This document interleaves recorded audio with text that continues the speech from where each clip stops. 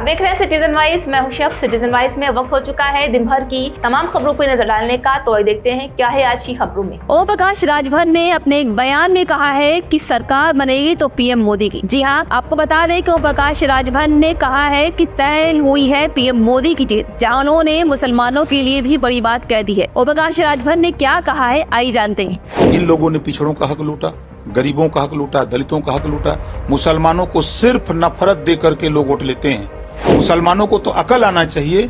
ये अकलियत के लोग कहे जाते हैं, लेकिन इनके हर दिमाग में खाली सिर्फ नफरत भरी है।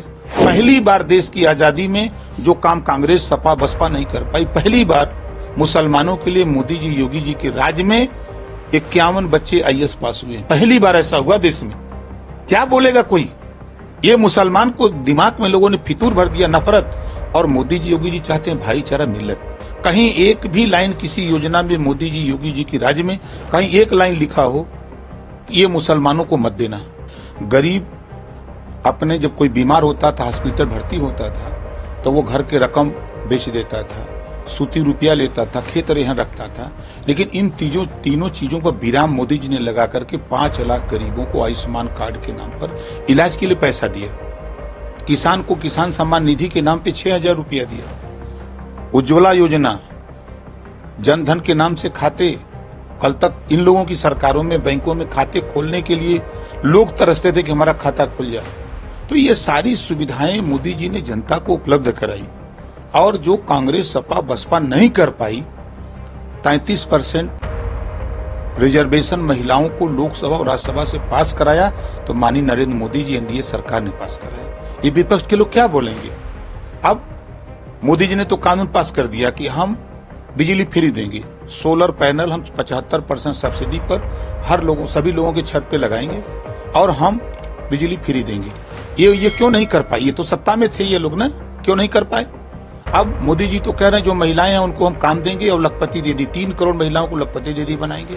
तो उनका विजन है कि हम गरीब कमजोर को विकास के रास्ते पे ले जाने के लिए, परिवार को विकास की तरफ मूव कराने के लिए काम कर रहे हैं। तो इन सब चीजों से जनता खुश है। जनता खुश होकर के मोदी जी के नाम पर वोट दे रही है। मैं तो गांव में गया, गांव में मैं जैसे जो बुजुर्ग नहीं पहचान पाते हैं, 60 साल 65 साल के हैं, 70 साल के, उन्हें पूछा कि बाबूजी वोट के दिया था? बाबूजी कौन पार्टी से हुआ?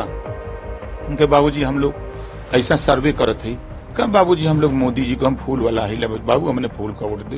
मतलब ये ओपन मतदाता इस बात को कह रहा था। तो अब आप सोचिए ये लोग क्या किए हैं। इन लोगों ने पिछड़ों का हक लूटा, गरीबों का हक लूटा, दलितों का हक लूटा।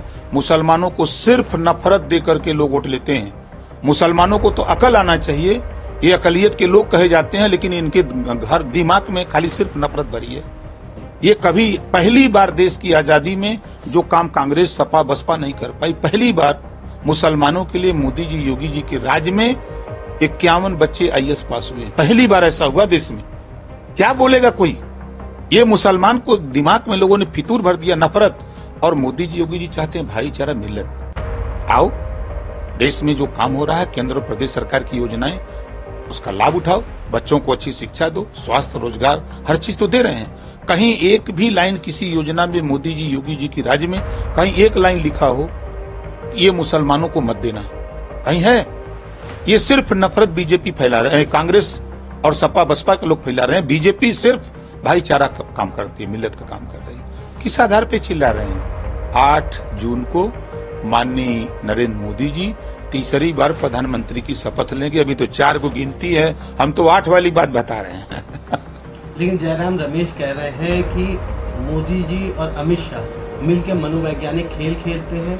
वो ये आंकड़े इसलिए जारी कर रहे हैं, या वो जो फर्जी जो एग्जिट पोल है वो इसलिए जारी कर रहे हैं ताकि इससे सरकारी तंत्र या जो अधिकारी हैं वो दबाव में आ जाए और वो भारतीय जनता पार्टी के साथ रहे। 295 सीटें इंडिया गठबंधन जीत रहा है उनके साथ। तो उन्हीं की सरकार में 14 में चुनाव हुआ था ना, तो उन्होंने क्यों नहीं मनोवैज्ञानिक युक्ति लगाई? उन्हीं की सरकार में हुआ था। उस बार भी तो मोदी जी, तब तो उनकी सरकार नहीं थी, मोदी जी प्रचंड बहुमत से जीत के सरकार बनाए।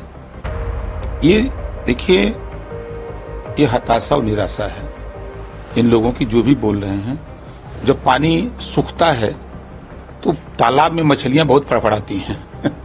जब तालाब में पानी सूखता है ना, तो जो भी मछलियां रहती हैं वो बहुत फड़फड़ाती हैं। उसी तरह कांग्रेस सूख रही है, सपा सूख रही है, बसपा सूख रही है, तो ये बहुत छटपटा रहे हैं, तड़फड़ा रहे हैं, फड़फड़ा रहे हैं। तो ये थी आज की अहम खबर। ताज़ा खबरों के अपडेट के लिए जुड़े रहिए हमारे साथ सिटीजन वॉइस पर। हमारे चैनल को लाइक, शेयर और सब्सक्राइब करना ना भूलें।